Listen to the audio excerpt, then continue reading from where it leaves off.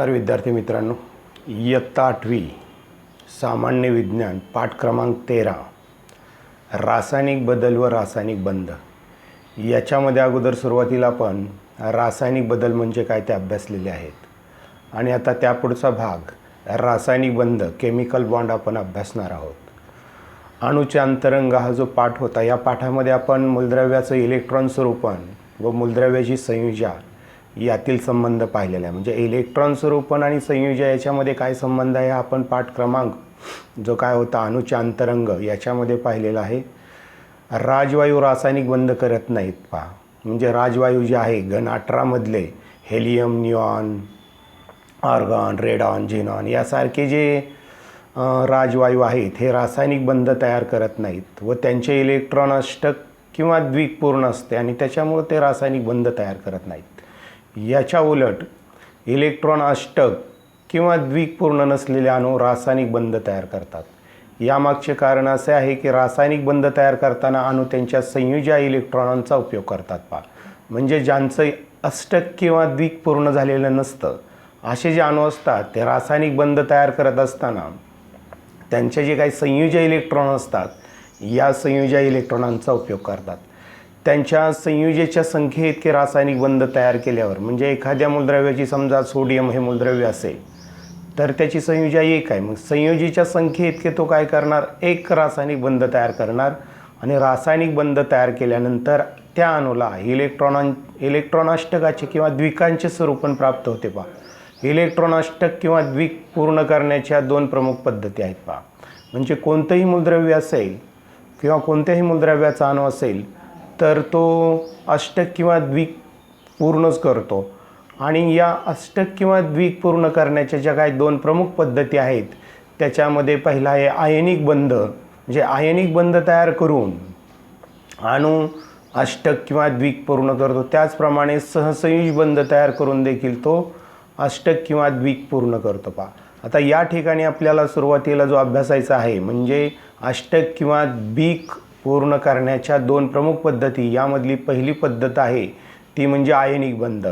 मूलद्रव्याचा अणू काय करतो, आयनिक बंध तयार करतो आणि द्विक किंवा अष्टक पूर्ण करतो. त्याचप्रमाणे मूलद्रव्याचा अणू सहसंयुज बंध तयार करतो आणि मूलद्रव्याचं अष्टक किंवा द्विक पूर्ण करत असतो.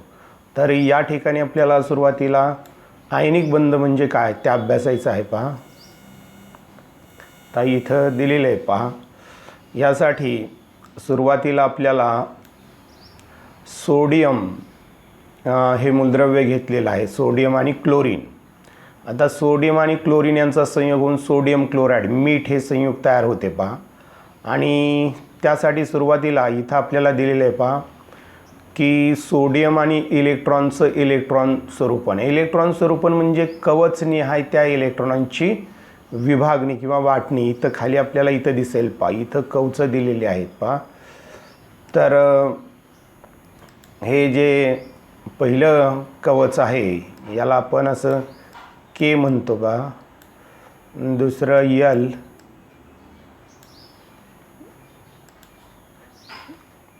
पहिलं के हे आणि दुसरं हे के कवच आहे, हे यल कवच आहे आणि हे एम कवच आहे. तर अशी कवचं असतात आणि याच्यामध्ये आपल्याला इथं दिसते पहा इलेक्ट्रॉनची कवचनिहाय मांडणी किंवा विभागणी कशी केलेली आहे. हा सोडियमचा अणू आहे, याच्यामध्ये 11 इलेक्ट्रॉन आहेत पहा. पहिल्या कवचामध्ये इथं जे पहिलं कवच दिसतं या पहिल्या कवचामध्ये 2 आहेत, दुसऱ्या कवचामध्ये 8 आहेत आणि तिसरं जे कवच आहे त्याच्यामध्ये एकच इलेक्ट्रॉन दिसतोय पहा, लालने दाखवलेला आहे. त्याचप्रमाणे हा क्लोरीन आहे, क्लोरीनचा अणू आहे. या क्लोरीनच्या पहिल्या कवचामध्ये 2 आहेत, दुसरं जे कवच आहे त्याच्यामध्ये 8 आहेत आणि तिसरं जे शेवटचं सर्वात बाहेरचं कवच आहे त्याच्यामध्ये काय आहेत, 7 इलेक्ट्रॉन आहेत.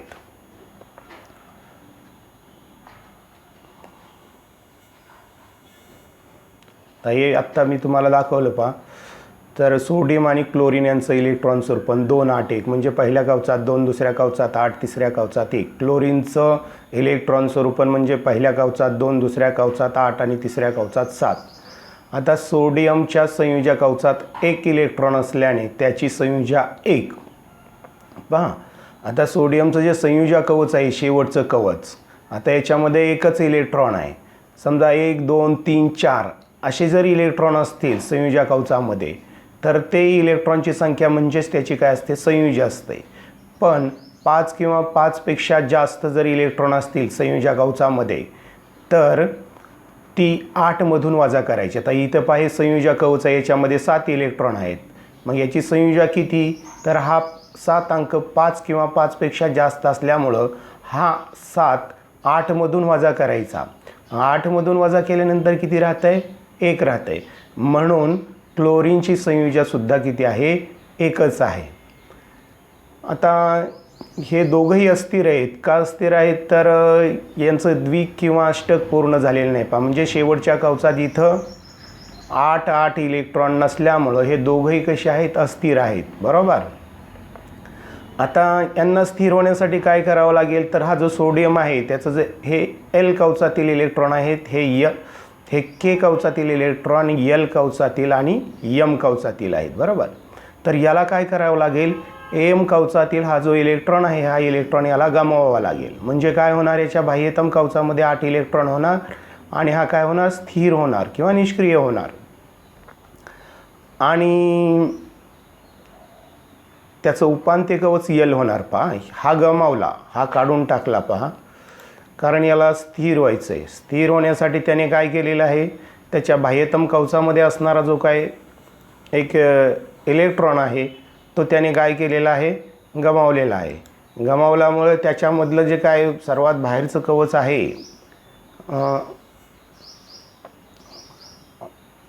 इथं मी दाखवतोय पहा, तर तो हा काय करतो, हा गमावतो.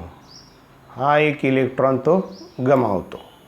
आता हे के कवच आहे. के कवचामध्ये किती आहेत, 2 आहेत. पहा, यल कवचामध्ये 8 आहेत आणि यम कवचामध्ये 1च आहे. आता मी दाखवलं पहा तुम्हाला. तर हा काय करतो, यम कवचातील हा जो एक इलेक्ट्रॉन आहे तो काय करतो, गमावतो. आणि मग त्याचं उपांत्य कवच कोणतं होतं, यल हे होतं. आणि त्यामध्ये 8 इलेक्ट्रॉन आहेत. आता सोडियमला अष्टक स्थिती प्राप्त होते. इथं सोडियमला अष्टक स्थिती म्हणजे काय, तर त्याच्या बाह्यतम कवचामध्ये 8 इलेक्ट्रॉन राहणं किंवा असणं. आणि याने 1 इलेक्ट्रॉन गमावल्यामुळे याच्या बाह्यतम कवचामध्ये 8 इलेक्ट्रॉन झाले आणि त्याला अष्टक स्थिती प्राप्त झालेली आहे. आता मात्र इलेक्ट्रॉनची संख्या 10 झाल्यामुळं सोडियमच्या केंद्रकावरील +11 किंवा -11 ह्या धनप्रभाराचे संतुलन होत नाही. पहा, आपल्याला सर्वसाधारणपणे माहिती आहे, कोणताही अणू असेल तर तो विद्युतदृष्ट्या उदासीन असतो, कारण त्याच्यावरती जेवढे प्रोटॉन असतात तेवढेच इलेक्ट्रॉन असतात. पण इथं काय झालं, 1 इलेक्ट्रॉन गेला. 1 इलेक्ट्रॉन गेल्यामुळे इथं 10च इलेक्ट्रॉन राहिले. बरोबर. आणि याच्यावरती केंद्रकावरती किती प्रभार असणार आहे, तर अधिक 11 धनप्रभार असणार आहे. कारण हे 11 प्रोटॉन आहेत हे केंद्रकात असतात, त्याच्यामुळं केंद्रकावरती अधिक 11 धनप्रभार राहतो. आणि त्याच्यामुळं काय होतं, या प्रभाराचं संतुलन होत नाही. आता संतुलन न झाल्यामुळं पहा,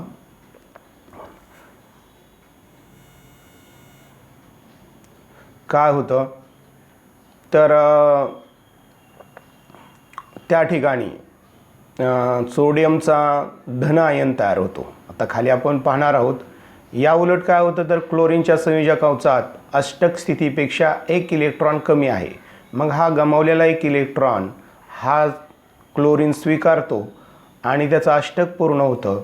पण क्लोरीनवरती काय झालं, 1 इलेक्ट्रॉनची भर पडल्यामुळं त्याच्यावरती असणारा जो काही विद्युत प्रभार आहे त्याचं संतुलन बिघडतं आणि हा जो क्लोरीन आहे हा ऋण आयन तयार करतो. पहा, इथं आपल्याला दाखवलेलं आहे, दिसतंय इथं.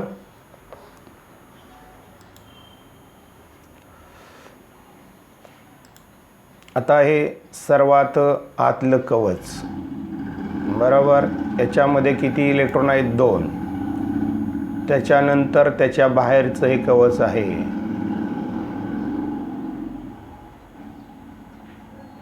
त्याच्यामध्ये 8 आहेत आणि हे सर्वात बाहेरचं आहे, त्याच्यामध्ये 1 इलेक्ट्रॉन आहे, बरोबर. आता सोडियम काय करतोय तर त्याच्या बाह्यतम कवचातला 1 इलेक्ट्रॉन गमावतोय. बाह्यतम कवच कोणतं आहे? पहिलं के, दुसरं एल आणि तिसरं यम. यम कवचातील 1 इलेक्ट्रॉन गमावल्यामुळं त्याचं यम कवच राहत नाही आणि बाह्यतम कवच कोणतं होतं? एल कवच तयार होतं पा.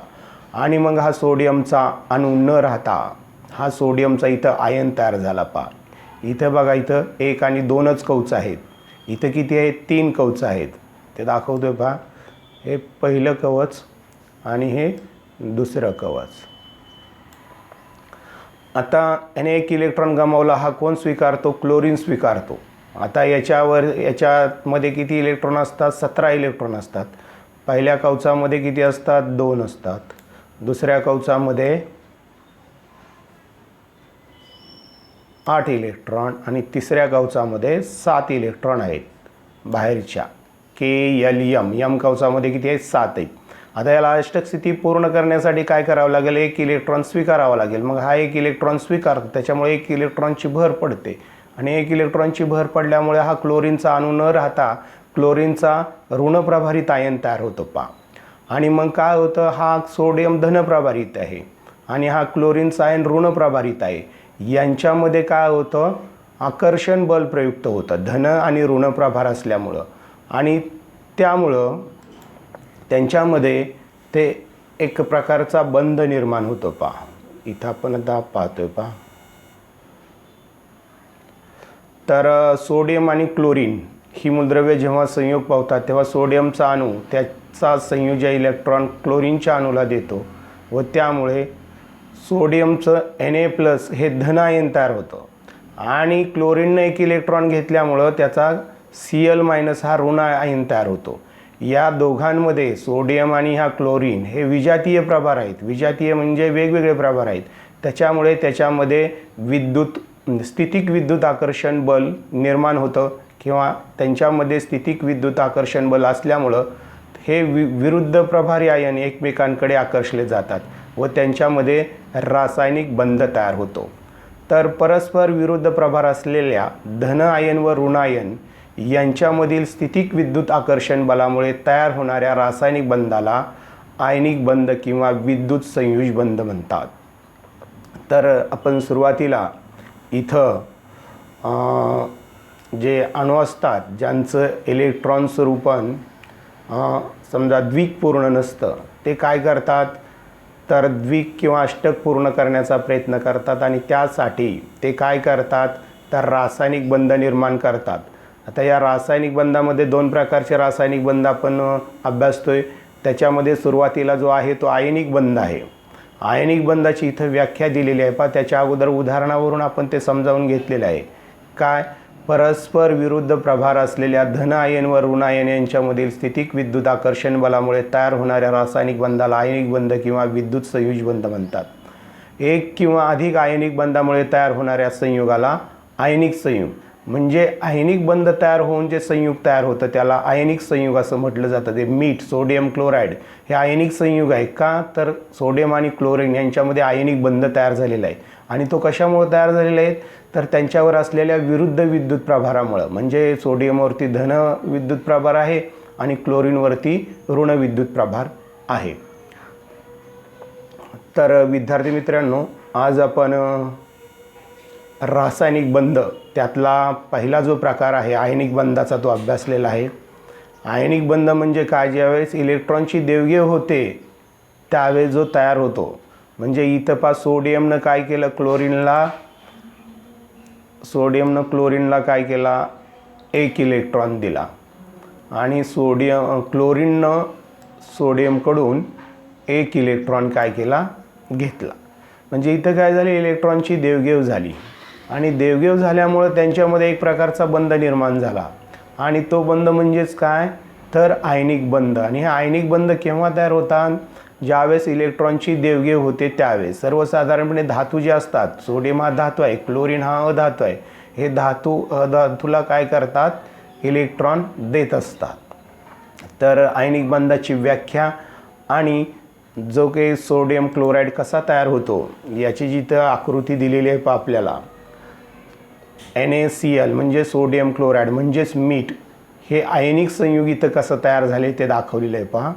इथं हा सोडियमचा अणू आहे, इथं हा क्लोरीनचा अणू आहे. सोडियमनं त्याच्या बाह्यतम कवचातला 1 इलेक्ट्रॉन इथं या क्लोरीन या अणूला दिला, त्याच्यामुळं याचं पण अष्टक पूर्ण झालं. बाह्यतम कवचात 8 इलेक्ट्रॉन आहेत पहा, 1 2 हे निळे डॉट दिलेले आहेत ते काय आहेत, इलेक्ट्रॉन आहेत. आणि क्लोरीननं काय केलं, हाच एक इलेक्ट्रॉन घेतला, इथं दिसतोय हा लाल रंगाने दाखवलेला आहे. याच्या बाह्यतम कवचात पण हे 2 4 6 आणि 2 8. तर असं दोघांचंही अष्टक पूर्ण झालं. पण इथं काय झालं, सोडियमवरती धनविद्युत प्रभार निर्माण झाला तर क्लोरीनवरती ऋणविद्युत प्रभार निर्माण झाला.